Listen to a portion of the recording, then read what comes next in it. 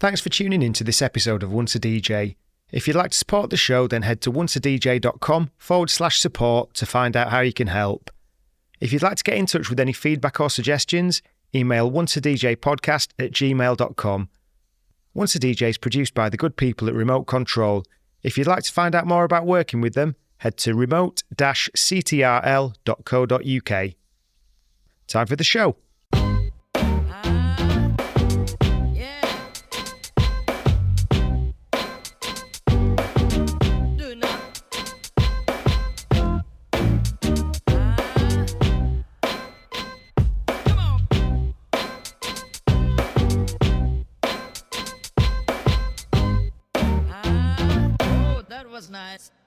Once a DJ is brought to you with the support of Vinyl Underground Record Store. Since 1993, VU has been shipping new and used underground house, techno, disco, hip-hop, soul and more worldwide from Northampton in the UK. They're your go-to store for upfront releases, repressed classics and deep digging for undiscovered gems. And they're a great crew to deal with who really care about the music and their customers. To show the support to the Once a DJ community, they're giving you 10% off your next order. Just head to vinylunderground.co.uk and use the code ONCEADJ10 at checkout. You also get free UK delivery on all orders over £100. That's ONCEADJ10 at vinylunderground.co.uk. Right, well, welcome back to Once a DJ, everyone. We're here today with another high-level digger, the sort of digger that I listen to their mixes and I go, I'm never going to have a collection like this. It gives me massive imposter syndrome. But I think the stories around it are fascinating. So, Paula Puente, Double P's, how are you doing today? I'm great. What up, what up, what up? How are you doing today? Yeah, I'm all right. A little bit too hot, but, you know, it's probably takes me about 24 hours of good weather to start moaning about it. So, you know, I've got as much of a tan as I usually get. So there we go. So, yeah, thanks for coming on the show. And just really keen to get into your story, as with everyone, especially around the sort of digging and the levels of knowledge that are involved. So just really keen to find out sort of where you grew up and how you were exposed to music and what kind of lit that fire for you, really. So I was born in Santiago, Chile, in South America. I moved to the U.S. with my family in the early 80s. There was a lot of political turmoil going on at that time, so technically we came over as refugees. We relocated to the San Fernando Valley. It's a valley in Los Angeles County, so I grew up in the LA area.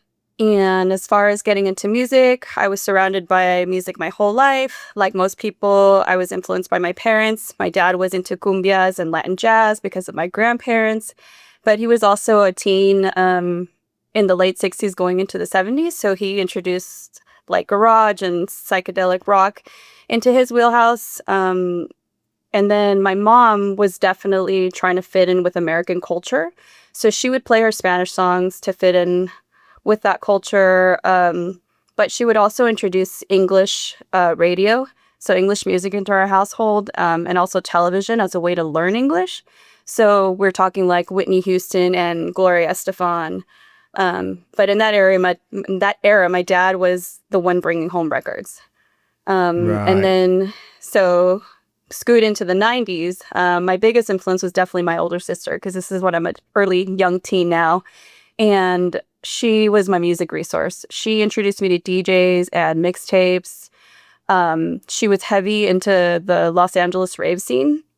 So by default, I would end up going with her. I was very young myself, and she was a few years older than me, and my mom wouldn't let her out of the house unless she took me along with her. So I was just going along with her. And I fell in love with being able to see like countless DJs play music all night, weekend after weekend. And I didn't even know it. I wasn't aware at the time that I was listening to who would become some of my favorite DJs and idols back then. So I knew at the time, like, it was something special. LA promoters were bringing out some of the best DJs in the country and then from all over the world. And then not to mention the local pool of talent we had. I feel really lucky that I was just at the right place at the right time, like in the right era. And I did know it was very unique because I would go to school after the weekend and I knew that my classmates weren't at these odd places dancing all night in a warehouse or went to some like overnight carnival. The location of these parties, they were really unique. They were very creative, indoors and outdoors. I remember going to abandoned water parks, mini golf courses, someone's private ranch in the middle of the forest. But really the Wow. biggest draw for me was the music, right? Like it was a melting pot of genres and I was just ready to soak it all in. And more than that, I wanted to own the music. I wanted to hear it at home all the time, right? So obviously my next step was finding the music, and that's when I started hitting record stores. Um, so there was a famous block, is a street called Melrose Avenue in the 90s. It was a culture hub. It was lined with record Mm. stores, clothing stores, shoe stores, art studios, all catering to the underground. And the owner was a very famous jungle DJ who back then went by RAW. He's still an active DJ. But I would bring him like mix cassettes, house mix cassettes, and I would pause it on a song or a vocal, and he would help me identify it. Clearly before something like Shazam existed. But he Yeah. quickly understood I was asking for the samples. So we realized together I wanted the Patrice Rushen, I wanted the James Brown I was hearing, and I wanted the disco, the soul, and the funk. So I'd go home with a little stack of whatever we figured out, plus some recommendations.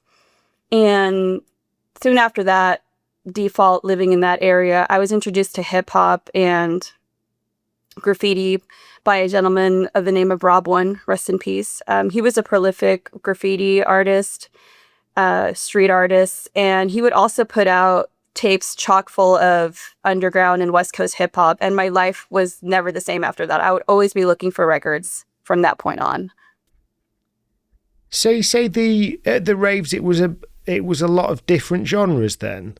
Yeah, so the way they would do it is they'd have, 3 or 4 different areas, and you'd have something like trance music, you'd have house music, you'd have jungle music. More people refer to it as drum and bass, but for whatever Yeah. reason in that era, we called it jungle music. And then there was always like an area of like hip hop and b-boys. And so it did encompass a wide array of music, but the denominator being it was all underground music.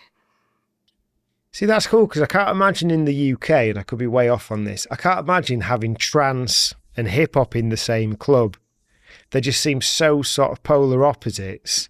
That's true. And so they would have to get creative with the venues they would pick. They were large areas. I also do remember in that time, music did really feel segregated, especially outside of a scene like that. Like there was definitely people that were into one or the other. You weren't really catching the hip hop guys over at like electronic music events. But that seemed to be a place where everybody would come together for different reasons. So just going back to the garage rock that your dad was bringing back, what can you tell me about that and your impression of that? Because in my head, there's a certain aesthetic around that sort of garage and psychedelic rock of the late 60s, which looking at some of the, like the toys and the turntables and things like that you have, I get the impression that could have been quite an influential thing for you visually. Yeah, so you're talking about like garage rock as in the genre, like kind of music my dad was listening to? Okay, so that's actually pretty interesting because I talked to my dad about this a lot.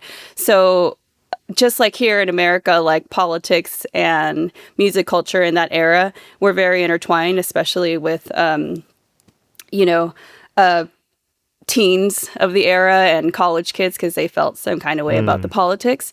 So in the 70s in Chile, where my dad was at, there was a decline in all rock music, and that was a result of the military dictatorship at that time, prohibiting the genre, and that was actually imposed up until the 90s, so a long time.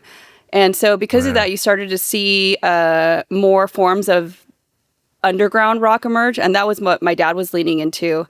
They coined this, there's a term for it at the time. They coined it La Nueva Ola, which literally translates into a new wave of music. And the inspiration was American and British rock, fuzz, garage, psychedelic, Chilean folk music. And the lyrics were focused on social and political issues expressing dissent of the time. So that's what he was getting into. It was just a very underground form of rock music, but it also like emulated, Led Zeppelin or 13th Elevator, similar to that. And there's loads of bands that came out in that time and lots of records at that time. So I remember hearing that music, via my dad, and I did connect with it, just because I was like, oh, this is something that my dad was into, but I don't really think I was understanding what the connection, how deep it was until I started later on being older, like reading and learning about what happened politically in Chile and how it related to me and why we had to leave.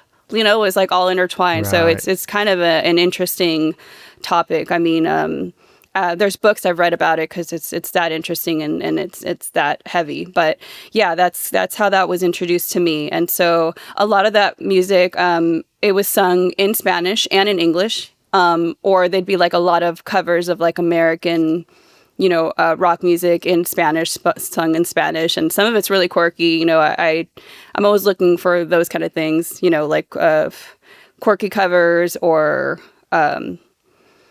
Spanish ones in particular, because I love to hear like their interpretation of that kind of music. Right. So did it have the brightly coloured sort of artwork and things? Oh, yeah, absolutely. Absolutely. Very psychedelic, very interesting fonts, colors, all the packaging of that time. I mean, it's kind of like when you look at records like this, and it blows my mind that they even had it wasn't technology, but they were able to put all that artwork together and make it. And I honestly would like to look more into like how they were even able to do that at the time of this, this military, how they were holding them down, like how they were able to still manage to press things. 'Cause I've seen it in other countries. Like I've seen, for example, I have like Russian flexi disc, and it looks like a picture of nature, like a tree or something. And then you play it and it's something completely different from what the cover is. So they were trying to disguise it as whatever they were to get away with it. So yeah, all that is it's very interesting to me. Oh, wow. So when you first sort of got hipped then to samples and the digging and stuff, how easy was it to get hold of what you were after? Okay, so at that point, I was getting into so many styles of music. I even remember like one weird teenage year that I decided I hated lyrics. Hip hop was kind of changing at this time. Yeah. And I started looking for records like from Ninja Tune artists, Compost Records, DJ Crush from Japan, DJ Cam from France, any weird like Austrian production comps. So I wasn't shopping at the mall like girls my age. I was at record stores, and I would go to stores like back then it was like Aaron's Records and Beat Nonstop, and they did have imports. Those were imports to us, and even then they were pricey, although now it's cheap compared to what it'd be now, but back then it was expensive. And I would spend all my money on records there. And then I would run out to like hit the thrift stores and buy cheap 45s because they cost half the price of LPs, sometimes quarters instead of dollars. That's kind of how I started amassing some of my 45s. I didn't know exactly what I was bringing home back then, to answer your question. I was just kind of bringing stuff home that looked interesting. And it was an easy gamble then because it was affordable. But I started familiarizing myself with artists and labels and went down those rabbit holes. And that's kind of how I started tuning my ear into like different sounds. And you start seeing a lot of like the more popular labels. And then as you're going through those, you see something interesting that doesn't look like anything else. And that's kind of what piqued my interest. And so was it easy to find? It wasn't. It was probably a little easier then, but it's the same thing that it is then that it was now. You just have to look a little deeper, as they say. Yeah.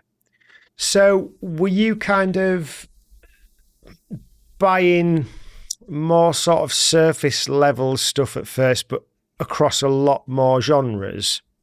Yes, I was buying things I was familiar with. I was buying things that I would hear on the radio or I'd hear my parents play. Um, yes, more surface things, but I also had the opportunity to go like out of the country, for example, and those were things I didn't know anything about. So again, it was just a discovery of finding, it was a different time. So it's not like you were going on the internet looking for things, but again, you would Yeah. just grab things that you found interesting and you'd bring it home. And it was easier to do then because it would cost so much less to be able to find records that way. Yeah. When did you start DJing? So that didn't happen till a lot later. So I eventually started connecting with like-minded people, other diggers, but it wasn't like now where people are eager to share their discoveries, and not just with anyone. It was a little rougher back then. I Right. definitely remember DJs using Dixie cups to hide the label. It was not cool if you stood behind them trying to read the label. They weren't persuaded to tell you what they were playing. They were protecting their finds, and no one wanted you to bite their style. So it was a different mentality. And records for the most of the population started phasing out too. CDs were in, downloading music was in. But I kept buying records and it was a format I was familiar with, not so much what I got into, but I never fell out of that habit. But back then for me, it was a very lonely process. I wasn't really connecting with DJs and doing events or even being asked to do anything like that until later on. I also never imagined that it would be the reason I knew so many of the people I know now. Um, Yeah. so I had a small group of people I would check in with, and there was a few like message boards I would socialize a bit online, but I kept very low key and I would play records at home daily. And that didn't come playing out didn't come till a lot later for me. I had to get over stereotypes aimed at women and get more confident before I Mm. got to that level for myself. Were there many female DJs in the scene then prior to yourself? Um, there was definitely women that I looked up to or connected with. Not too many that I was aware of at the time, Mm. but sprinkled in different genres and array of music there were. And I always looked up to women because I knew not an easy, it was not an easy accomplishment. I definitely feel back then you had to work harder and prove yourself. Um, it was kind of just the mentality back then. And Yeah. as far as like looking for records and digging, like I didn't actually know many women. Not very much at all. Like I knew of women and I knew they were sprinkled around the country, the world, like in other countries. So I'd had the opportunity to talk to some of them online, but I would never really go out even to record shops and see very many women, or especially not like record fairs or swap meets or anything like that. Mm. It was very rare to see women out there at that time. And it Yeah. was intimidating. And it was something I had to get over. Did you? It sounds like from what you're saying then that the kind of collecting and digging was a very sort of personal thing for you. Are you an introvert? And Yes. did you kind of like that? Yeah, it was actually it was a way basically to get out of the house. And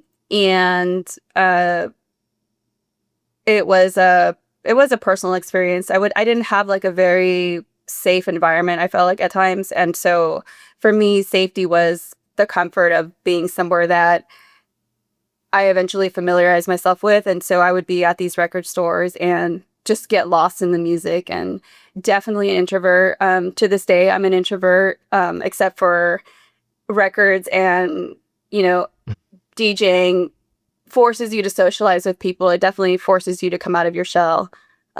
So I have definitely learned to pivot that, but yes, definitely an introvert, definitely a homebody.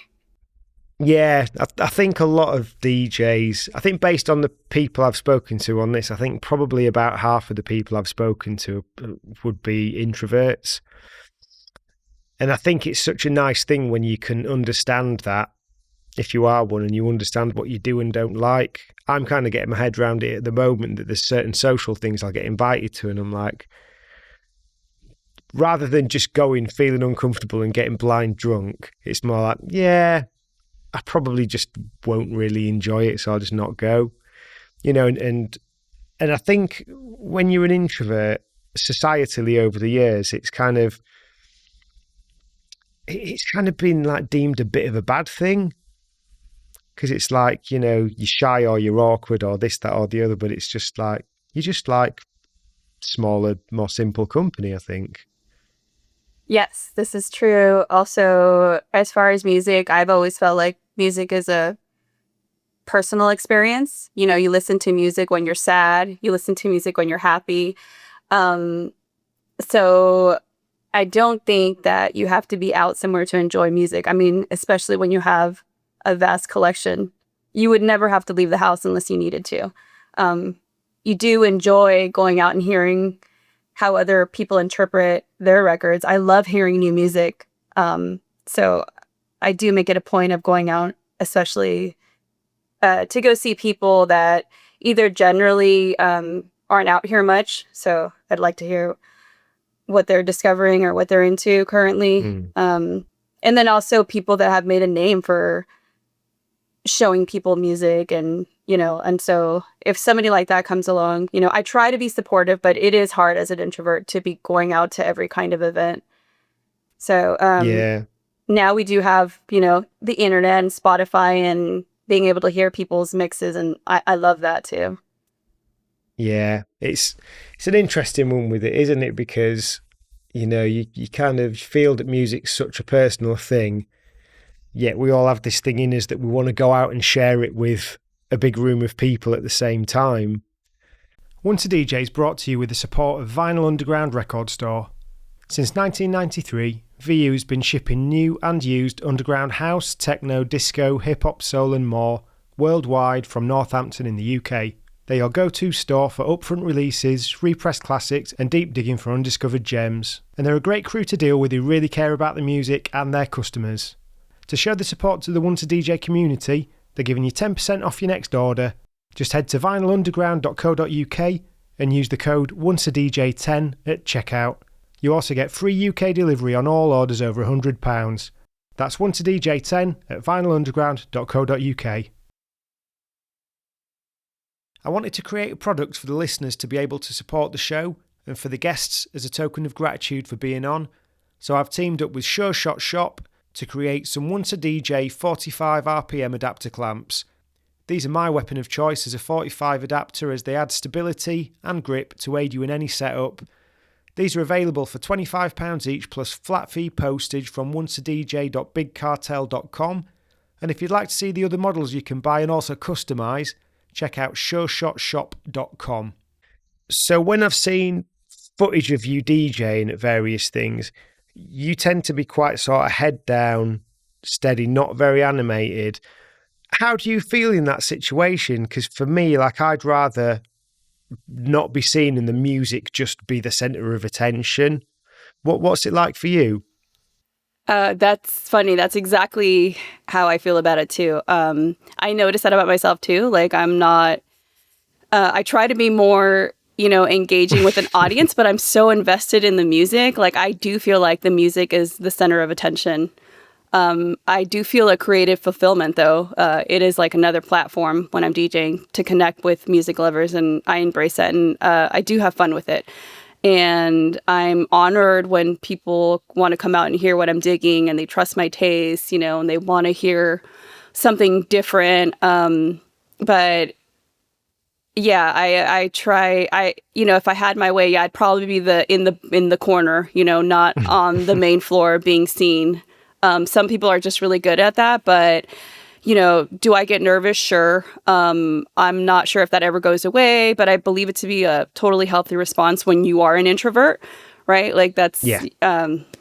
that's just how you react to that. But I do quickly find my groove, get comfortable, and from there, it's just a mission for me to set a vibe. So I am all about the music comes first, you come after Yeah. that.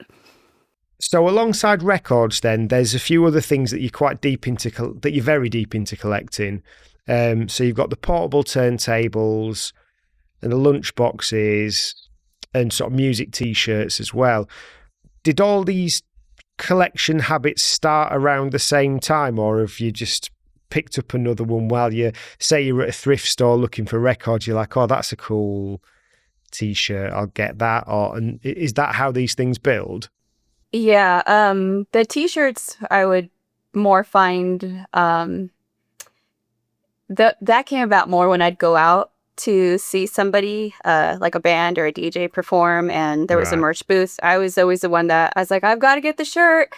Um, and I would laugh because a lot of times, especially back then, they weren't making like an array of sizes. And I would take it personal. I'd be like, oh gosh, these guys would, with their extra large shirts. And I later found out that, well, it costs money to make, 5 different sizes. And so it's like, here's the one. But it didn't matter to me. I was grabbing them just because a lot of times I'd wear them once or twice. And then they'd go in the collection. And the shirts I kind of just amassed from when I was a teen into now. And I more recently started letting go of some of that, um, just because I realized how special they were now. Like, defunct labels and bands that aren't together, or Yeah. people that I was checking then that were not as popular as they are now. And it's like, oh my gosh, like an example of one is, I have the first Roots album when they toured. I bought a shirt and I look at it now and it's amazing to know that they how popular they got. Yeah. I bought a lot of the original MF Doom shirts, for example, when that came out, just because I thought it was cool and I thought he was amazing. And now it's like so iconic. I see, you see the mask and everybody knows what that is, whether they're into music Yeah. or not. It's almost like a brand now. And then as far as other things I collect, like the toys and the Firma and the players, the game boards, yes, exactly. That all came from the same places where I find the records. You're going to find, especially at thrift stores, at flea markets, and people's homes, like these are all things from the same era. So, inherently, people who collected one had the other. And for me, like, I see it and the colors and the nostalgia of it, the fonts, when you see the boxes, like it's very hard for me to leave Yeah. that behind. Like it's just I'm very visual and it catches my eye, and it blows my mind like how things from then retain their quality, like the color. Um yeah, it's very hard for me to leave that stuff behind. So it all comes home with me somehow. Like I've literally been traveling across the world and have brought like portables home and in my carry-on. I will make it happen because I want to have the stuff. Yeah. Do you ever kind of look around and think, this is taking up a lot of space? Oh yeah, all the time. I have multiple storage units. I do. It is a thing where it does come in and out. I do grab things and hold on to them for a while, and then I will sell them off or give them away. So I recently did a book with Dustin Grooves on the portables, and Yeah. the main motivator actually to that was that it's getting to the point where I do need to unload some of that, but I did want it documented. I wanted, I wanted pictures of it. And so when we talked about doing that book together, it was kind of the right timing because, now I can let go of some of those pieces, but it's forever immortalized in this coffee table book. So I was very happy about that. Yeah. And from what I've seen of it, the shots in it are really nice as well, aren't they? Yeah, Alon Paz, he's a very great photographer, and he was over at my place we shot for 3 days. We went through about 100 portables, and Wow. maybe half of them made it into the book. Yeah. And just on the T-shirts as well, did you get many bootleg T-shirts? Because I'm sure I've seen things recently where some of the bootleg ones are worth more than some of the official merch. That's so funny. Yes, definitely. Especially where I grew up, like in the LA area, you would have like a concert and there'd definitely be guys peddling bootleg shirts out there. So I did. And just for honesty and transparency's sake, when I was speaking about getting upset that they didn't make the shirts in my sizes, a lot of the times I would recreate the shirts in my size. And it wasn't something I was selling. They're just one-offs. And a lot of times I would, if there were people I knew, I'd be like, hey, you didn't do it. So is it okay? Or here it is already. And for the most part, everybody loved it because, I'm like, why wouldn't you want to see your shirt? I would always joke with my friends, why wouldn't you want to see your shirt on a woman? Like you want that Yeah. promo too. So for the most part, I've never really had anybody come to me and say, hey, what are you doing? There are artists that I know personally that do feel some kind of way about that. And interestingly enough, when MF Doom was alive, he did express to me that he was not happy with how people then were bootlegging his image. And now you see that more. And I think I stop Yeah. and think about that a lot. I'm very cautious and conscious of that and how people feel about that. So I do, for the most part, try to okay it with whoever I can, unless it's like a label like from the 60s that, that's impossible. But Yeah. And I think it's like, it's very different doing it for yourself to express support versus just trying to monetize it. There's the two very clear different sentiments, isn't there? that's correct. I mean, that's also something we read into with records. That's a whole debate we can get into, but, people will bootleg records and then people will reissue them the right way. And again, that's a whole debate on how you feel about that. But yeah, I think the best thing to do is do it respectfully, however that Yeah. looks like for you and the artist. So another sort of key thing I wanted to ask you about is, and I think there's loads of different terms I will probably mangle up, but like the chicano and like sort of lowrider soul movement, because I think from what I understand, you're sort of quite heavily up on that side of things, but also I think there's a lot culturally with it, with that movement, right? So, oldies culture, uh, yeah, that was also pretty organic for me growing up in the San Fernando Valley. In San Fernando, car clubs and gang subculture are synonymous with oldies. There was a lot of cruising going on where I grew up. So cruising in your lowrider car. Yeah. Um, my mom, again, via the radio in our house, would listen to a station called K Earth 101. And that's where you would hear all the soul classics and the voice of a very famous radio DJ named Art LeBeau and people calling in their dedications. Um, and at the same time, I was discovering oldies and soul at places like the swap meet, the local swap meet. There was guys there that would sell CD compilations. They would make them themselves and they would put their lettering and, artwork on there and they would burn them onto these CDs and they would peddle them at the swap meets. And, you know, they would be recordings of their rare soul 45s. And later on, I would see collectors my age making similar compilations. Compilations like Soulful Things and Gangster Soul Harmony would be floating around in collector circles. And that really caught my ear, that tempo, that raw emotion. I Yeah. still approach this sound with a hip hop ear to it because loads of great samples in these records. And when I heard and I learned that guys like Madlib were messing with these records, it felt full circle to me.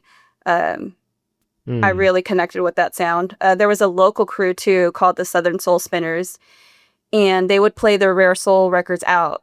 That was a new concept because I only knew of those kind of records being played at house parties and barbecue kind of get-togethers. So at that time, it was cool that it was being exposed to the public, and that's kind of how I started delving into that sound. Yeah. So is there quite a lot of gatekeeping that goes along with that then? I feel like every other genre, as much as those genres, yes. So those records are pretty hard to find. And a lot of them are like generational hand downs. So I feel like that makes them a little more special maybe to people. Um, so I feel like nowadays, not as much. Same kind of concept where people are inclined to share music like they weren't before. Yeah. And they're also more obtainable. I mean, they're very expensive now if you're not going the route of looking for them out in the wild, as they say. But it seems to be the sound that has kind of taken off in terms of value. They can get very expensive. And Right. so you know, and some of these like other like Ray records, they're not pressed. They weren't pressed in high numbers, so that also makes them valuable because there's not as many of them. And when they do come up now, you will see them like on an auction or on a Discog site, and they're very expensive. So I would say if you were getting into that now, you've picked a very expensive genre. Yes, and gatekeeping, yes, to some extent, but the people who have them, it seems like they do like to share, or what they call like flossing their collection. Um, but I wouldn't say more than other genres. It's just a different kind of approach because they were less pressed records. Yeah. I think for me, sometimes I don't really know where oldies stops and doo-wop starts.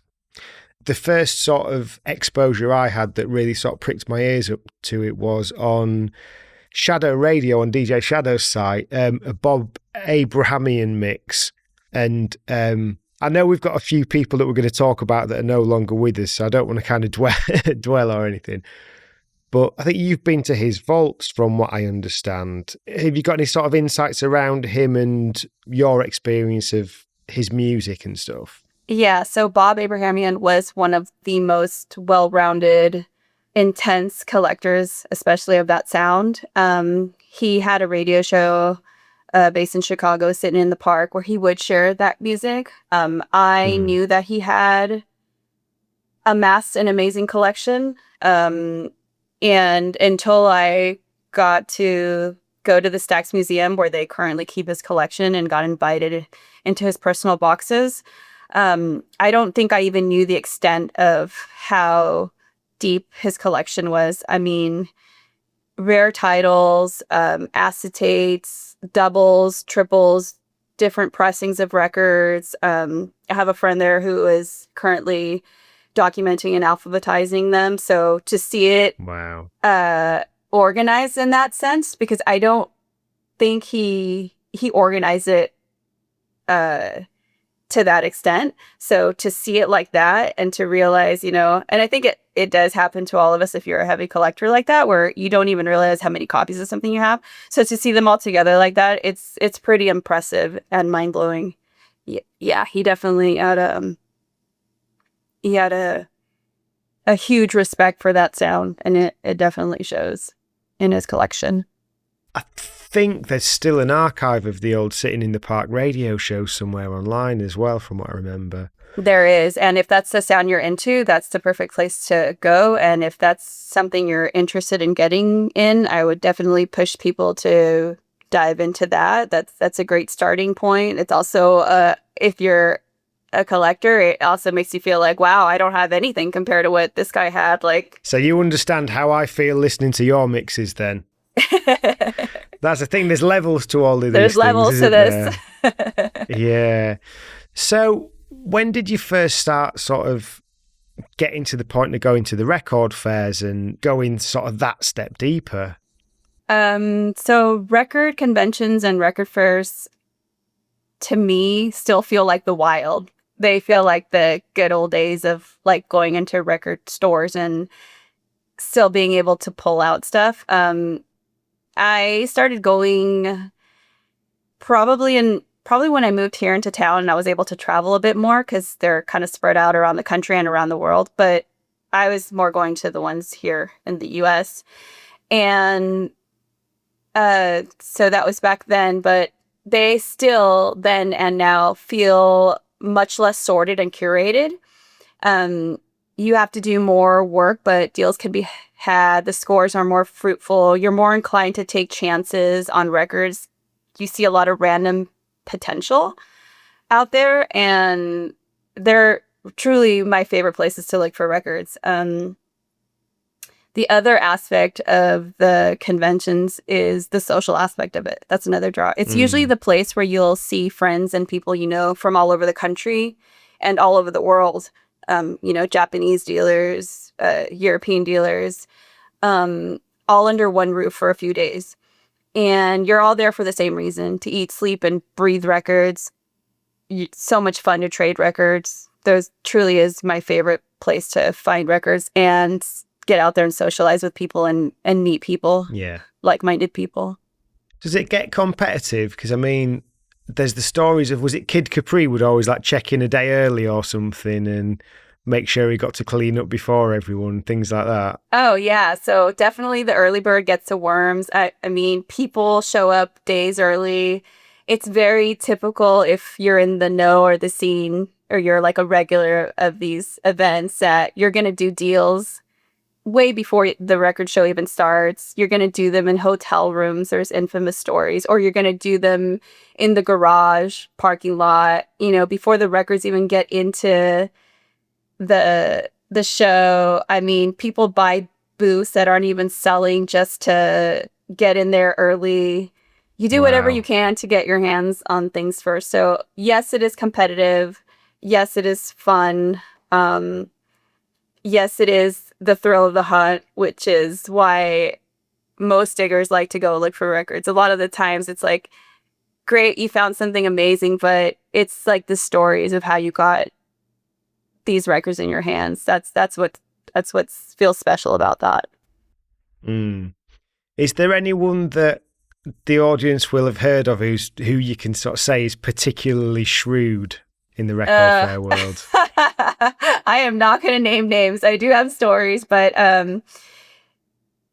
yeah, there's it's funny because you will see like a mix of a demographic there. You'll definitely see these older guys that, the real OGs, the OGs that have been doing this, since the 60s. And some of these record fairs are a lot older. Like I'm going to one in a couple of days out in Austin, Texas, and that one's been going on since the 80s. And you're going to see the same older fellas, and you're going to see the mix of the younger guys. And sometimes these personalities clash because everybody's there looking for records, but you'll have different reasons, and just generationally, like how people interact with each other. So you'll see the clash of personalities there. And yeah, I've seen some gnarly things at record fairs, and I've smelled some gnarly guys at record fairs, and I've been hit by elbows, and that just comes with the territory. Like you kind of know what you're getting into, and you can be light about it, but you could also join in on that. So I don't know. It's funny. It's kind of like a mosh pit. I guess you can watch from behind or you can get in there. It's just your comfort level. Once a DJ is brought to you with the support of Vinyl Underground Record Store. Since 1993, VU has been shipping new and used underground house, techno, disco, hip-hop, soul and more worldwide from Northampton in the UK. They're your go-to store for upfront releases, repressed classics and deep digging for undiscovered gems. And they're a great crew to deal with who really care about the music and their customers. To show the support to the Once a DJ community, they're giving you 10% off your next order. Just head to vinylunderground.co.uk and use the code ONCEADJ10 at checkout. You also get free UK delivery on all orders over £100. That's ONCEADJ10 at vinylunderground.co.uk. I wanted to create a product for the listeners to be able to support the show and for the guests as a token of gratitude for being on, so I've teamed up with Sure Shot Shop to create some Once a DJ 45 RPM adapter clamps. These are my weapon of choice as a 45 adapter, as they add stability and grip to aid you in any setup. These are available for £25 each plus flat fee postage from onceadj.bigcartel.com, and if you'd like to see the other models you can buy and also customise, check out sureshotshop.com. Do you have to go in with a reasonably healthy amount of money to spend to get something out of a record fair, or can you get like that sort of event, or can you still get your $10 bargain things that aren't necessarily that rare, but just some sort of nice, cheaper records? I think people are there for both. There's definitely people who come with no money and they come with records to trade. There's a lot of bartering like that going on.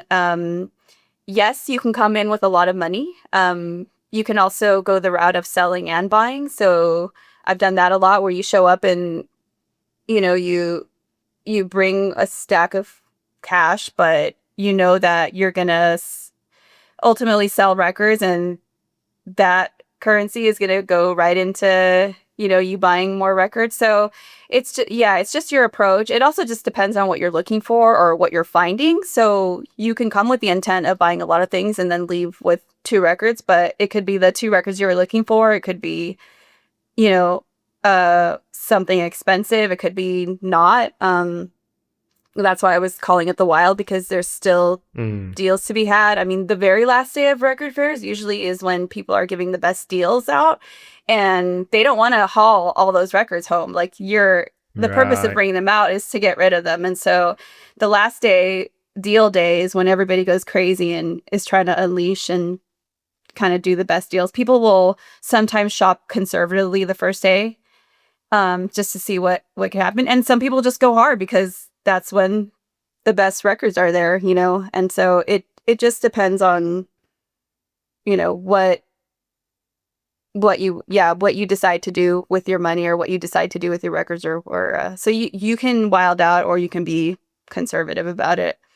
And there's something for everyone. There's definitely cheap records there. There's definitely rare, expensive records, and there's definitely knowledgeable people. Yeah. In that sort of collecting world, did you ever sort of have any interactions with Biz? I did.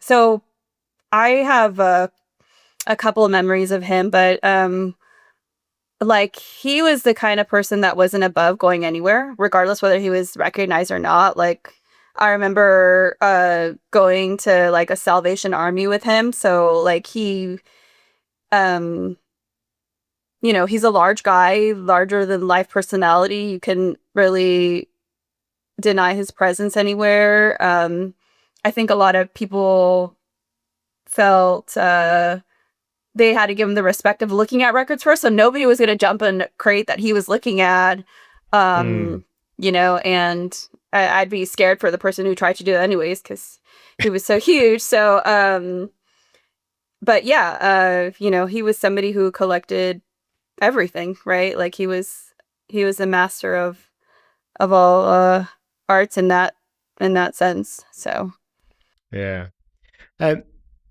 So what took you to Vegas? Because that's where you are now, right? I am. Yes. So I've actually been here for half of my life now. Just crazy to think, because I told myself I was going to come out here for one summer. I was visiting my dad. He lives out here, and that was it. I was going to go back home. At the time, I was 20, turning 21. I actually worked at a record store locally in the San Fernando Valley, where it was like half of a record store and half of a skate shop. And, like, you were not really especially at that age, you're not really working to pay your bills. I was working to get money to buy records, and my check would just go straight back to the store. So it was kind of like, all right, like, you got to, try something else or do something. And at the time, my dad called me up and was like, hey, yeah, I just want to come spend the summer out here. And I was like, yeah, I'll give it a shot. So now it's been, 20 years. It's kind of like a wild place to live. It did get some time to get used to for me. The with the casinos and the tourism industry. But it did eventually really grow on me. One of the benefits of living out here is that it's really easy to travel from here. You can catch a flight anywhere easily, because it is a travel hub. And that was something I enjoyed. I was like, okay, at the time, especially, like, the cost of living out here, the lifestyle, it was very affordable. So I could easily live here and leave. And I constantly left a lot when I was younger, and I Yeah. still do now. Although I've got more things that ground me here. But so catching the flights or taking a road trip out like on Route 66. So loads of digging trips from here. And that was a nice benefit of being out here. And now it's gone to the point where, I started working as a DJ on the strip, and that's an experience of its own. Being able to play records on the strip, like, that hasn't been done for 20 years now because of the EDM, like digital DJ culture. Yeah. So to be able to like haul records through a casino to get to a venue, I never thought I would see the day. And it's lucrative out here because it's like corporate money, these big conglomerates of casinos and hotel industry. So that's different about it. And I've really just grown to like where DJ and record culture is headed here, because I felt like it was non-existent for a while, and in the last couple of years it's become more prevalent. We have listening rooms and all the sort, like they're popping up everywhere in the United States, so we definitely have our share here. I do my own funk and soul events in the downtown area with like-minded people that I've met, some deep collectors out here, so it's fun to be here now, whereas I definitely didn't feel as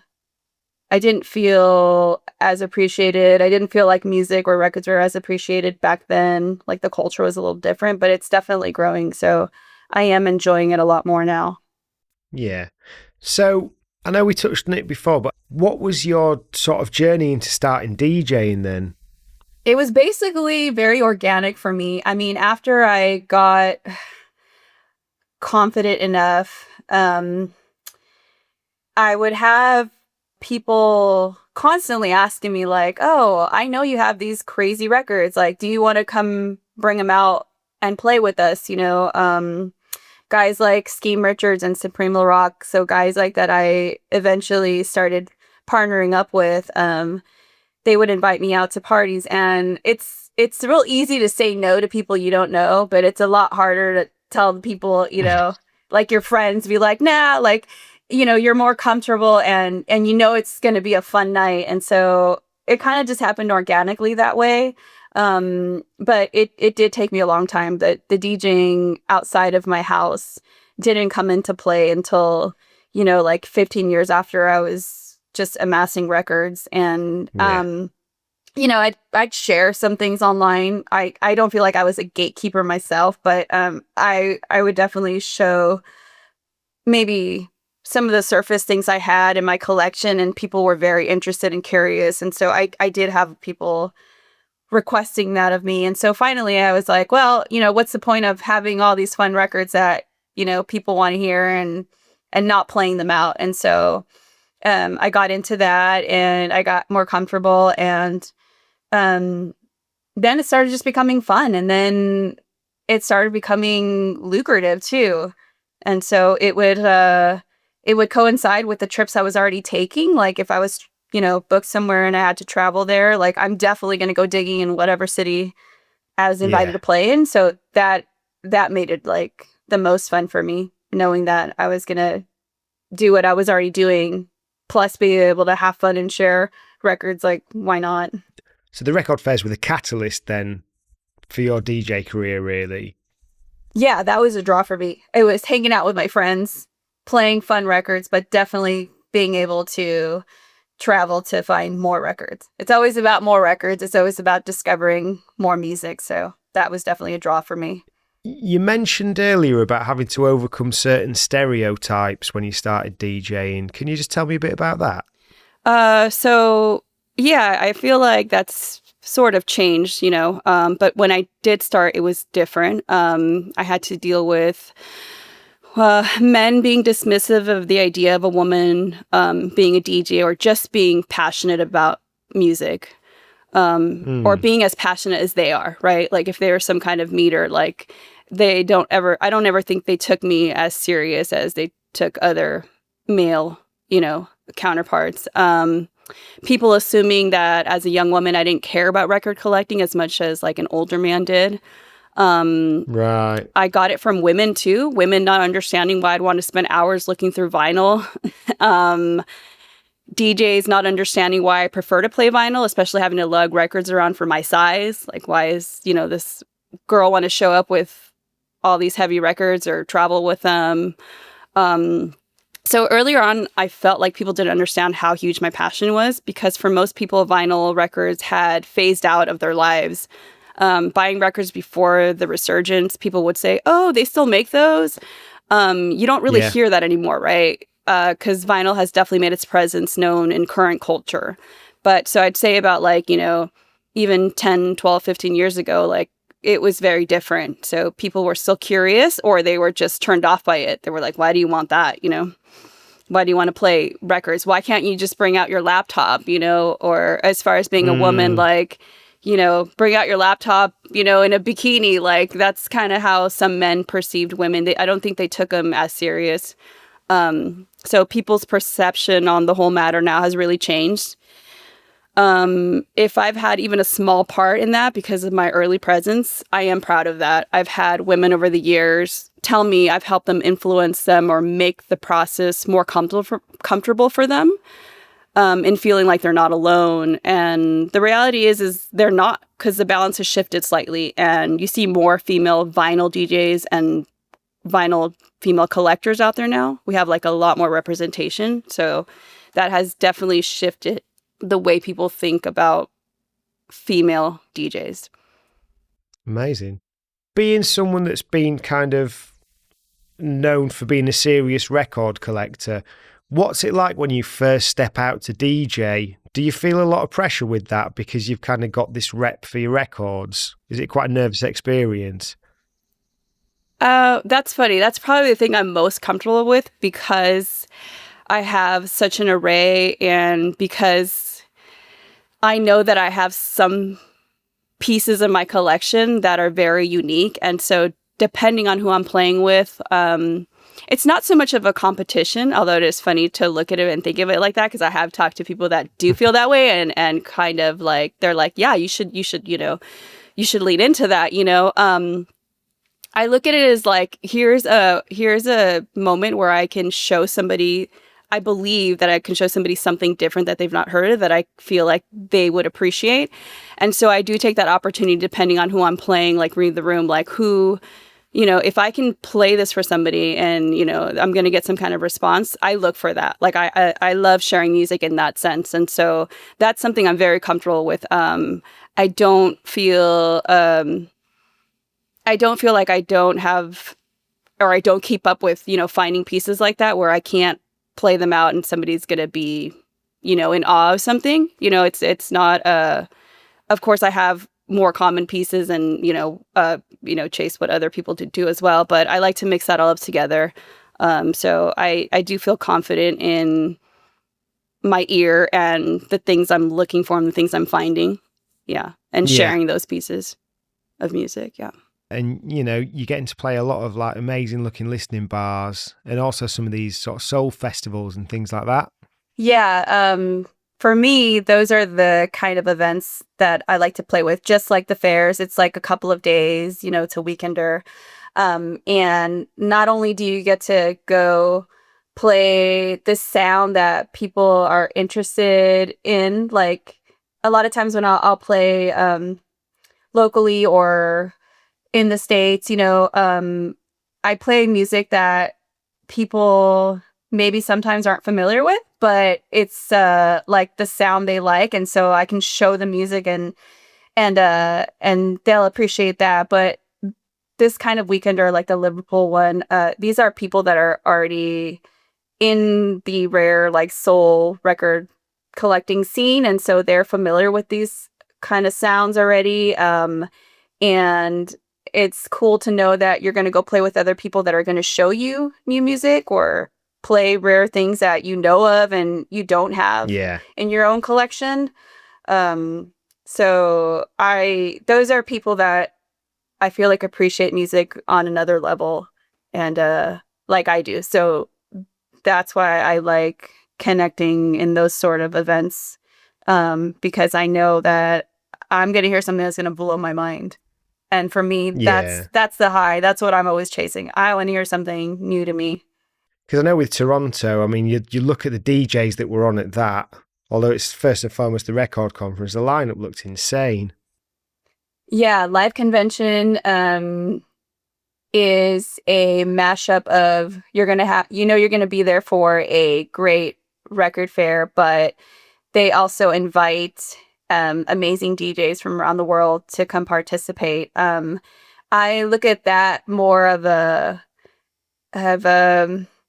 like a hip hop event, which Right. like a hip hop weekender, like you don't really see that, so like defined more in that sense. And so, it's these like guys, these amazing like turntablist type DJs coming out and bringing their rare samples and whatnot and whatever they're into. They Yeah. also have amazing taste and great ears, and get to share that. It's a little bit different than the other fairs, and so I appreciate it from that stance that you're gonna get like the skillful DJs as well, like Mr. Thing and Edon and Coco was there Yeah. one year. So yeah, Cream of the crop. cream of the crop, correct.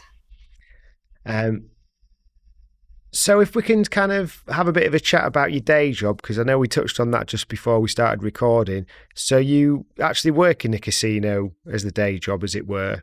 Yeah, so the reason I ended up staying here for so long was because when I first moved out here, my dad was like, all right, well, you're out here. Do you want to try to make some money this summer? And I was like, sure, I'll give it a go. And primarily the jobs out here are, hospitality industry, casino jobs. And so I didn't really know being young what exactly I wanted to do. And so culinary is like a big thing out here. And my dad's like, you can try whatever you want. And I was like, okay, I'll try culinary. So I went to like a trade school, like a cordon bleu type of Right.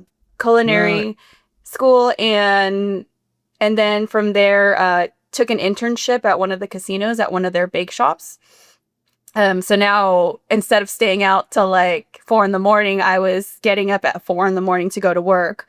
So that was a little different. And I met a girl there who was doing the same thing, but she wanted to be a Japanese interpreter. And so one day she comes to me and says, hey, they're hiring for a cocktail waitress, the girls that serve the drinks out in the casino. And I was like, well, I don't know anything about that. And she's like, just come to the interview. So I did for moral support, but kind of like the researcher I am, I remember I went and picked up a cocktail book and started reading through the drinks. And I was not a drinker at all. I was just turning 21, and like, the way I grew up at the raves and things like that, like people weren't drinking, they were doing other things, but we weren't really drinking. Yeah. So I didn't know. I had very little alcohol knowledge. And so I grabbed the book. I just started familiarizing myself with things I read in the book, and I went on the interview, and funnily enough, like they offered me the job with no experience, and they did not offer the girl the job. And I never talked to this woman after that. I hope she's doing great. I hope she went on to be an interpreter and she's making loads of money. But I got into that job, and the jobs out here are union. So, it's really good compensation and insurance. And those are things you don't think of when you're that young. And I remember Yeah. meeting like older employees, my coworkers, and then them explain to me how important that was, and thinking, oh, wow, if I stay here, like I get, a decent paycheck, good tips and benefits. And, as you get older, those things are really important. And I learned that working here. And so that's kind of why I've been here for so long, kept that job. But yeah, working in the casino, you meet, people from all walks of lives. It's tourism based. So almost everybody there is a tourist. And you hear everyone's opinions and, what they do for a living or what they're about. And so it's an interesting melting pot of different personalities. So in that sort of job, then, are you given the sort of time to have those conversations then with the clients?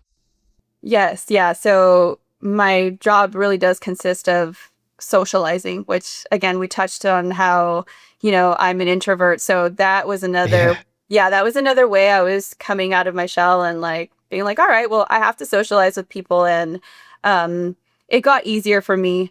But yeah, now I spend my day doing exactly that. I feel like more of like a host in the sense that I'm just, answering questions and directing people, and I am a lot more knowledgeable about um spirits and liquor, and so wine, and sharing that information with them. But I've met some really interesting people in the casino. I've met musicians, a lot of retired musicians that live out here now. I've had the opportunity to meet people that whose records I own. I never thought that was going to happen. Right. So, as an introvert, that must be a pretty exhausting job. On your days off, do you just like lock yourself in a room and just like organize records or something? No, I am the worst at organizing records. I will, go on a gig and then come unpack my things, and they'll stay in those boxes for, a couple of weeks sometimes. Luckily, I have enough records that I don't have, like, I don't go to the same DJ bag, so I can start over. But sometimes it does get overwhelming with the organizing. I've tried different like methods of organizing. Some people do it by BPM, genre, label, artist, and I have never found anything that I can stick with. Like it's constantly changing. But somehow it's like organized chaos. Like I make it work. I figure it out. Funny, like sometimes I will recognize a record from the sleeve it's in. I'm bad at the Yeah. resleeving too. Some people are really good at that. I'm learning to be more of that, but I'm pretty bad at that right now. I'll leave the original sleeve on, and sometimes I like it that way. Some people don't like that, like the writing and all that.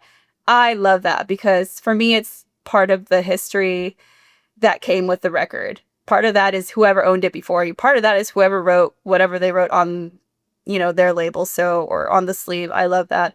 But on my days off, I have a daughter, so we spend time together. But as far as the records, yeah, I'll be playing records all the time. Or it is also just a way to decompress when I come back home. The music they play in the casino, it has gone a lot better. Like they will play things I know now. There's like a sort of like Spotify type-ish company that comes through, and so they will cater it to the whatever demographic is in the casino. So sometimes, Mm. early in the morning, you'll be hearing like Frank Sinatra, and I love hearing things like that, right? And then they've gotten a lot better at maybe doing the research and seeing what people like, because now it's not just top 40 they're playing. I hear things I recognize, like current music that I recognize, people I know. I will hear them singing over the speakers, and I'm like, wow, like I'll tell somebody like, I know that person. I mean, they can care less because they don't know what it is, but like I feel good about that. I'm like, Yeah. I text a friend, I'm like, hey, I just heard your song on, playing over the casino, and it's like an indie artist. So that's pretty cool. So, I just wanted to ask you as well, because in terms of what I've ever seen of Vegas or read or anything, the things that I sort of see. So, this is a couple of questions. It's either the ostentatiousness, if that's a word, of the strip and all the money that's being thrown about, all the high profile sporting events, things like that, or it's hearing about the huge homelessness problem. Um, so what's sort of middle living like in Vegas? Because you never hear about the people that are just kind of doing the day job, going to work. What's that side of life like there? So it's funny because, you have to fly over to get into Vegas, and you see like the surrounding suburbs and neighborhoods around the actual strip. Of course, the strip sticks out when you're flying over because it's so huge and massive, and because the casinos stand out, the buildings themselves. And to this day, I still have people ask me, like, where do you live? Do you live in the hotels? Especially when I'm at work. It's so funny to me. But so we do have suburbs outside of the Strip. We do have communities. I feel like in the last 20 years since I've been here, that has definitely grown. I feel like there's more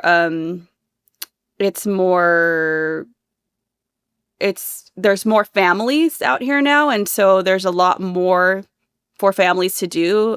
We have parks. We actually have the most parks per capita where I live, which is really interesting. There's parks all over the place. It's very hot out here, so you're limited to what you could do in the summertime.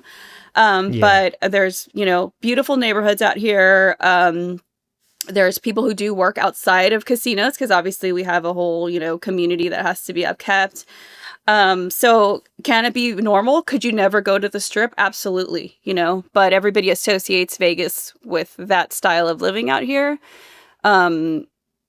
I live in a pretty peaceful, quiet neighborhood. My daughter goes to a school around the corner. It's a well-rated school. So there is this normal life that people don't even think about because they're not here to come visit that. They're here to go to the casinos and, do all the fun stuff and the debauchery. So they're not thinking about life outside of here. But clearly there's many of us here. And it's interesting. It's definitely grown, and it's grown on me. I always thought that it was more of a transitional town. You'd meet people here and they're going back home.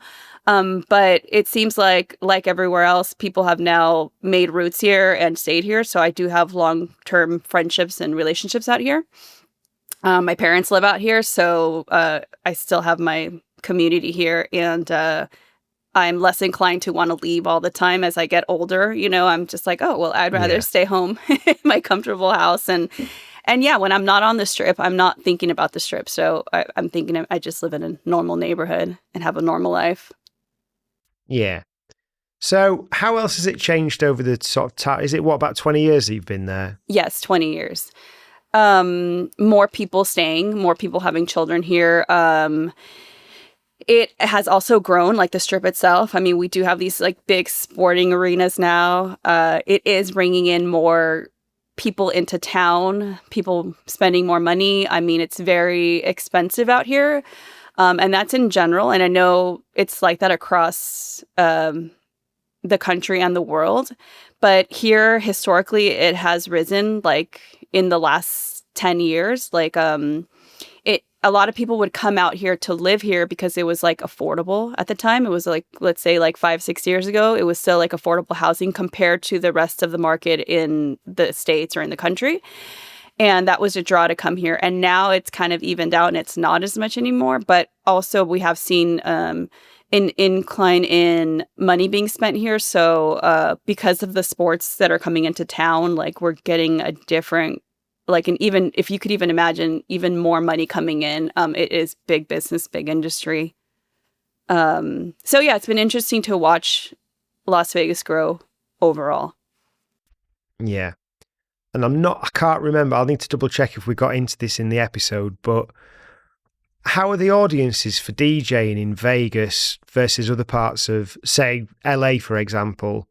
So historically in Vegas, it has been a very EDM-dominated town with these huge mega headlining DJs that get paid more than a band or an artist. They are now like the top-ranking income grossing performers. It's kind of surreal to see that happen. I mean, would you ever guess that a DJ that wears a, mouse costume over his head get paid more than like a politician or a CEO?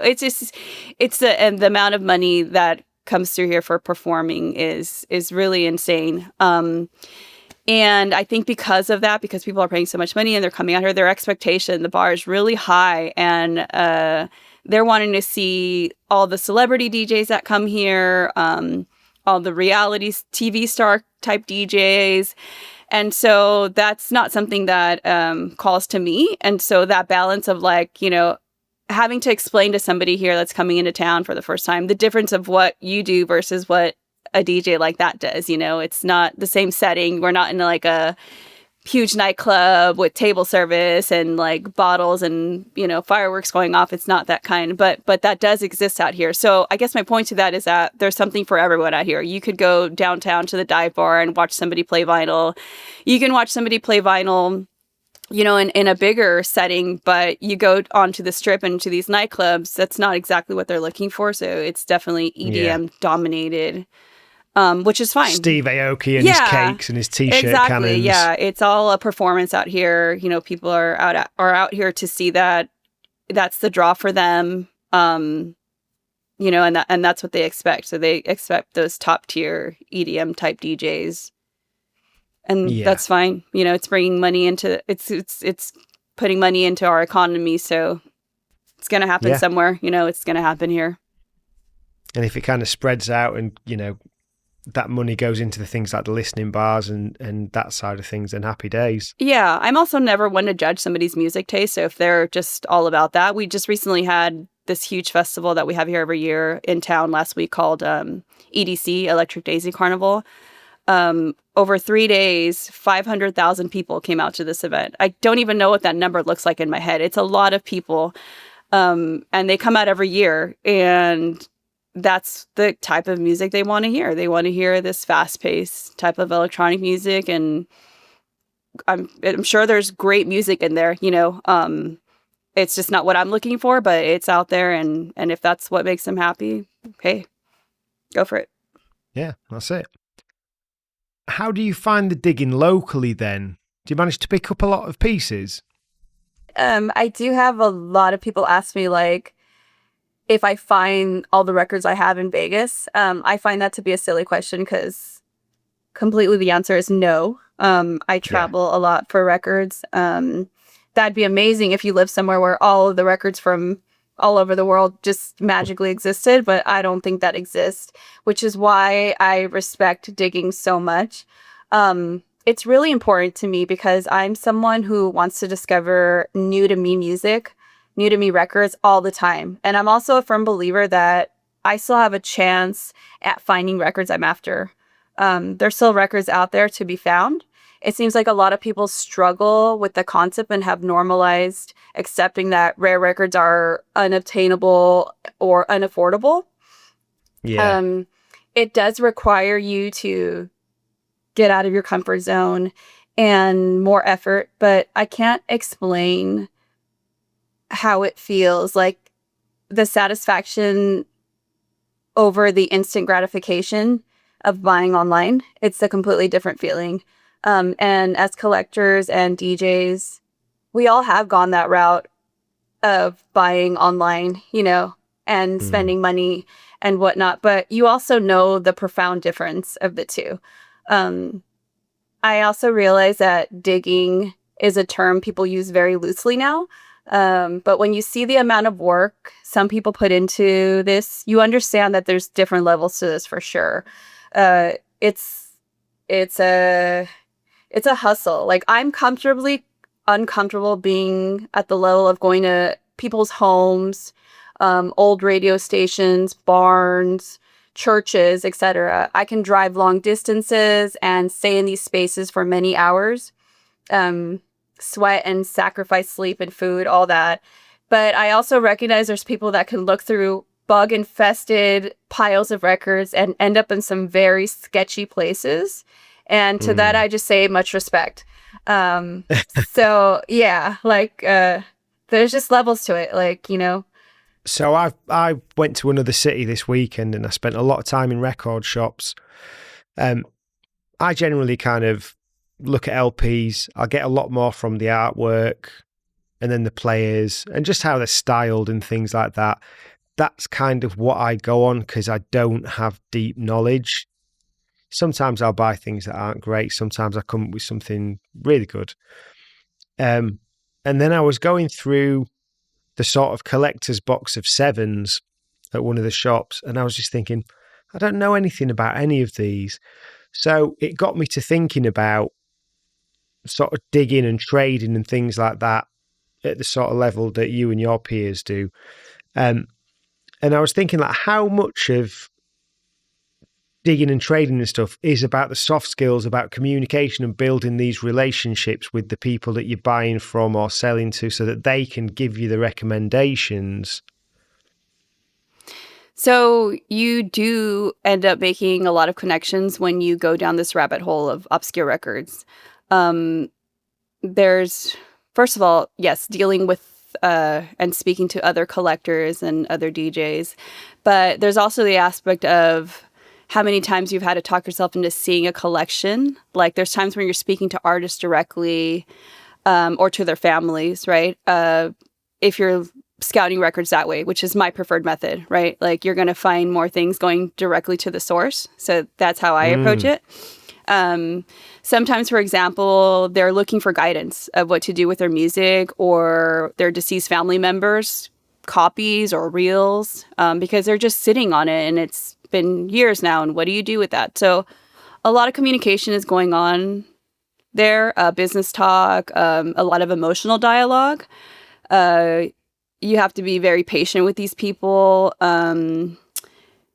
You also do have to stay social with other collectors to stay in the loop, like you were referring to.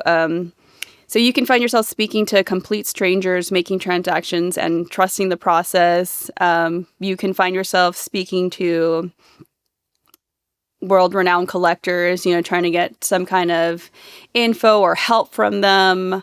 It is a very community social sport. Because obviously if you're just relying on looking up on the internet, sure, there's a lot of information on the internet, but there's also a lot of information off the internet. And then there's also the people who put the information on the internet. That's what I consider the source. So I try to scout out people like that. And you do have to be in constant contact with these people and they stay in contact with you. And that's how, music spreads and knowledge spreads and, each one teach one. Yeah. Does having to sort of, like you're saying about the artist and having to have the sensitive conversations and help people go through some emotional things, does that kind of run parallel to the day job if you're dealing with people that are gambling a lot of money and things like that? Do you have to have a similar type of conversation with them? Yes, I've picked up social cues from my day job of having to be social, interact with so many different personalities and backgrounds. It does help facilitate that, that discomfort or nervousness of, like, what do I say to these people, but being at work and talking to so many different types of people, age range, it does help you. I almost feel like it becomes an art form, either having to, talk yourself up or talk yourself down or, to people because you just read their personality and then, that's how you adjust yours. There's different methods I know with other people, how they contact the others. Some people are more aggressive about it. I think just as a woman in general and my nature, like I'm just softer when I speak to these people. And sometimes that helps. People are more inclined to speak to you and sometimes it doesn't because they don't take you serious. So you kind of have to adjust according to their personalities, depending on what you're looking for or what you're trying to do, or if you're trying to somehow attach yourself to their music in the sense that you're going to look for something that you want to like reissue or you want copies of. So, it is all a social game and yeah, it's something it takes, at least for me, it took a while to develop that. I was not very inclined to just reach out to strangers. The internet did make it easier for me when I was younger because I could go like on Facebook, AOL, type in an artist's name and be like, oh, how are you connected to them? And some people are inclined to talk to you and some people are not at all. And, sometimes if you want something really bad, you're messaging that person 2 to 3 times a day. And sometimes you're cold calling them. And I've had friends, I have not done this myself, but I've had friends that just show up to their, where they live. And so, yes, it's definitely a social aspect and it's work, and I think that goes to the behind the scenes work that people don't really talk about. So what I really wanted to get out of this conversation was understanding what differentiates your sort of level of collecting from, say, someone like me, aside from a massive collection, but what is it in you that changed? And it's the lengths that you'll go to for that passion. So that's absolutely fascinating. Thank you. Yeah, I think when I try to sum up what I do to people, especially outsiders, I always lead with, it is a passion. Looking for music is a passion. I'm inclined to look for music, but because I'm just obsessed with like listening and discovering new sounds, and that just kind of keeps my interest and keeps it going. And why some people care less than others, I don't know, because I look at music like it's the most beautiful thing. So that keeps me connected to it. And some people don't care about it as much, right? But why the media matters. It matters to me because, to me, it has like a history connected to it. It makes it feel more special to me when it's tangible. So again, all that matters to me might not matter to somebody else. Yeah, it's what I like about going out digging is I like to go and try and find things I don't know, not things that I do know. That's the excitement. Because, you never know. Sometimes I'll find something and I'll think it's really like, I'll be really excited about it, and I'll play it to one of my friends and he'll go, oh yeah, that's the sample of so-and-so, or he'll just like have loads of trivia about it. I'm like, oh. But then occasionally you get the one where it's like, what's that? Exactly. And you go, I don't know, I just found it. It sounds cool though, doesn't it? And they're the ones where you're just like, yes. Yeah, I mean, some people get it and some people don't. Some people care more, some people care less. Like I have people ask me all the time, well, why don't you just buy the reissue, And again, we can have a whole debate on that. And reissues are fine. I own some, especially when supporting reissue projects that people put together, that take the time and effort to put together, and they look really great. And, they come with things that weren't part of the original record before, or you get the stories like the liner notes, I love those kind of like really in-depth kind of projects that reissue music and finding the artists and all that. But if I have the original, like I'm never gonna feel guilty about owning the original, especially when I found it before anyone repressed it. I'm not going to sell it just to own it again on colored vinyl. Maybe I'll keep both. That's just a personal preference. But if people aren't out there putting in the work and unearthing songs and finding older artists, you'd have nothing special to reissue. And I think that deserves more respect.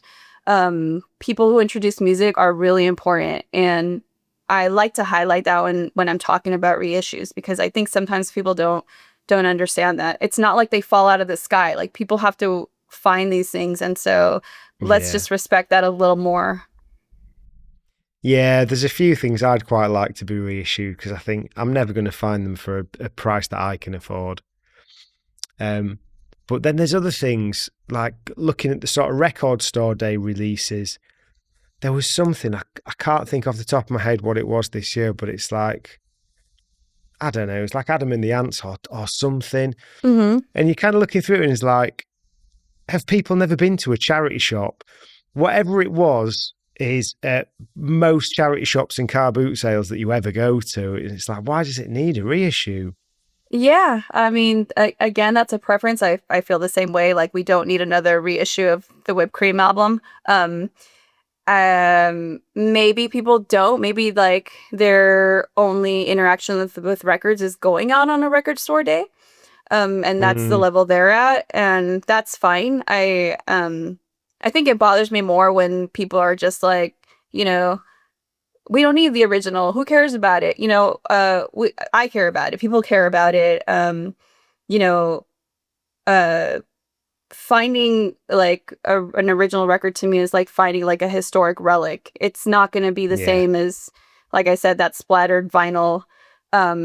It's great that it's available, but also like, let's just respect what it came from, where it came from. Yeah. I think as well, some people just like new stuff, generally. Some people don't like second-hand and used things.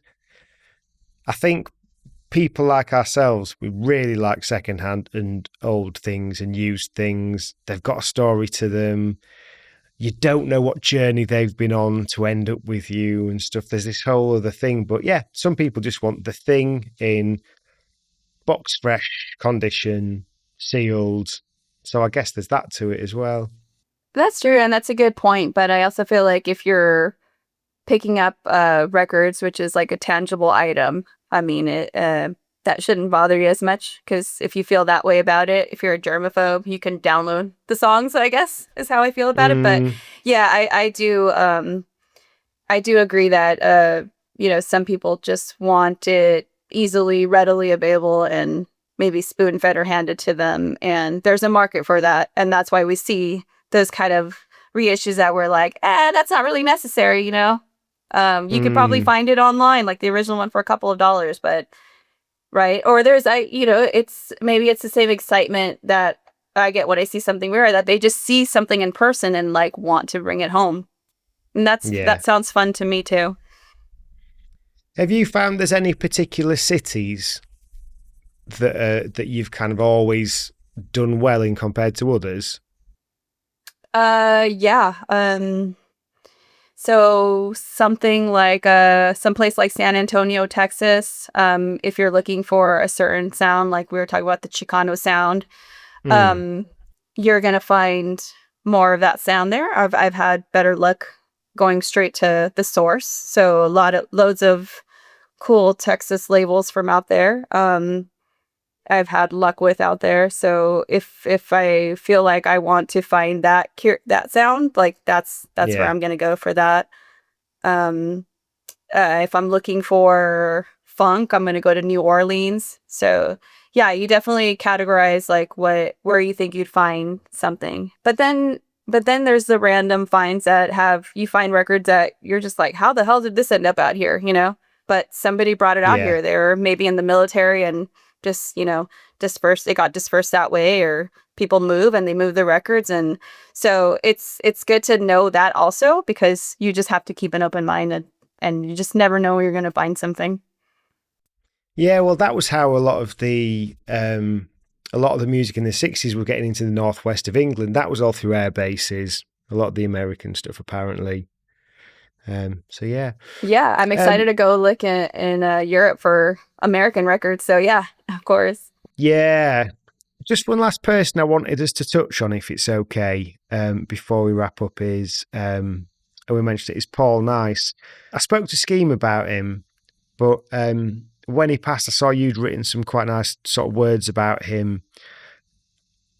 I think while he was still alive, when he was sort of going through some troubles, that was the focus of any sort of publicly aired sentiment and opinion about him. But I think there was sort of so much more going on with the sort of good that he was doing. And I was wondering if you could share a bit about your experience. Yeah, so I met Paul through a mutual friend, Channing, aka Big Chan, from Seattle, who is into records and kung fu flicks. Paul was an amazing producer, as we all know, and also a fellow collector. When I reconnected with him, this is about 10 years ago now, and he wanted to revisit a lot of the projects he sort of left behind or had neglected at that time. He was in a much better place. He was making amends and trying to piece his collection back together. So toys, memorabilia, records. And we were working together to reclaim some of those lost items. He also got back into DJing, which was really cool to see, because it had been a while for him. He was doing some touring. I remember he made a Yacht Rock mix, Sail on the Grill, and it was a play on his Soul on the Grill mix series. So if you guys are fans or are familiar with his work like that, that's something you should look into if you haven't already. It was a very cool series. And it was really incredible to witness his renewed zest for life. He was also volunteering with kids at that time, and he started writing children's books, which, again, if I not talked to him personally, I would have never known that about him. Although he had his hand in everything, I didn't know that. And he was writing this book called Onions, the Vampire Girl. I actually have the transcript, and of course she has kung fu superpowers. And I don't know, but I would love to see that out one day. However the powers may be, but that would be really cool for the world to see, to read. So Paul's legacy for me continues to live on. There's always subtle reminders of him. I have a daughter who's 14 now, and she introduced me to this new record. As she does, she'll show me music. And immediately when I played the song, I recognized it as a Paul Nice beat that had been chopped up. Fists of Right. the White Lotus. And Yeah. I was like, there he is, like just making his presence known again. And so Mm. he lives on through the music that he gifted us. I can't say enough nice things about him, especially in this time in his life. So rest in peace to Paul Nice. He was a gift to us, no matter, how you saw him, your opinion of him, at the end of the day, he did a lot more good for us. Yeah, that's amazing. Thank you. And thanks for sharing everything today. I think something I've really taken from it is just the sort of sense of community that you get round Diggin, and the sort of opportunities that in itself, more so than even DJing specifically, has kind of brought you. So it's really cool to hear that. And what have you got coming up in the near future then? So let's see. In about less than a month's time now, I am flying out to Liverpool. There's a weekender there that's going on for about 4 days. So that should be very fun. And that's going to be with other Rare Soul DJs. I'm very excited about that because anytime I can hear things I've not heard before, I get very excited for that. I'm also excited to just go look for records out there, try some different food. And then from there, I head to London for a week. Same, just want to look for some records and hang out with some good friends. And then we'll be there for a week. And when I say we, it's with my daughter and my fiance. And from there, we head to Paris. And in Paris, I don't have anything set up simply because that's more of a trip for my daughter. So, I'm taking my daughter with me, and we're going to spend a week there. She's never been there before, just showing her the town. She's not actually opposed to looking for records. She's picked up some of what I have as far as music, but she likes to look for like vintage clothing. And so we know where there's vintage clothing, there's vintage records. And so I'm excited to, take her out to look for what she's looking for, and hopefully she'll give me the same patience and come record hunting with me. But she's also grown up with that around her, so she's pretty much used to that. But I'm going to try to shorten this trip for her. Do you think she's got a good instinct for like sniffing out a bargain and things like that then? She does. She's definitely picked that up from me, maybe my parents, because they're the same way. But we do a lot of thrifting. She's been around it her whole life. She doesn't really go to the mall to buy her clothes. She enjoys buying secondhand clothes, and she's got a good eye for it. Her style is kind of very reminiscent of what I felt like I was dressing like in the 90s. It's kind of funny because that's definitely made a comeback. But yeah, she's got a good eye for sure. And she's got a good ear. Amazing. Yeah, she's got amazing taste in music. Awesome. Great. Well, it's been a real pleasure to speak to you and get to know you a bit and just kind of find out about your journey and stuff. I've learned a lot there. So I'd just like to thank you for your time, and hopefully speak to you soon. And if I can, I'll get over to Liverpool and come see you play. Yeah, thank you so much for considering me for this and taking the time to speak to me. I'm generally not inclined to do interviews. I do them, but I'm not one to just talk about myself. So it is a good platform. I do appreciate it because I do have things to say, So thank you for giving me the platform for expressing myself. I appreciate that. And yeah, thanks for your time. And I know the time difference is huge, so I really appreciate that. And yeah, if you come out to Liverpool, please let me know. Would love to, catch up in person. Awesome. All right. Great. Oh, and one more question. Yeah. What needles do you use? I use Ortophones. I was using the Shure ones for a long time, but then they discontinued the ones that I like. They do make different versions of it, but here in Vegas, because it is a DJ town, we have like a lot of DJ stores that are open late, and they always seem to carry the club the club needles, which are generally the Ortophone ones out here. Right. Also, I've had Ortophone send me some, so I'm not opposed to free needles. So. There you go. Yeah. Neither am I, if anyone's listening. Yeah. We'll take it. Yeah, too right. Brilliant. Right, thanks a lot for your time. Thanks, Adam. Bye. Thanks for tuning in to this episode of Once a DJ. If you'd like to support the show, then head to onceadj.com/support to find out how you can help. If you'd like to get in touch with any feedback or suggestions, email onceadjpodcast@gmail.com. Once a DJ is produced by the good people at Remote Control. If you'd like to find out more about working with them, head to remote-ctrl.co.uk.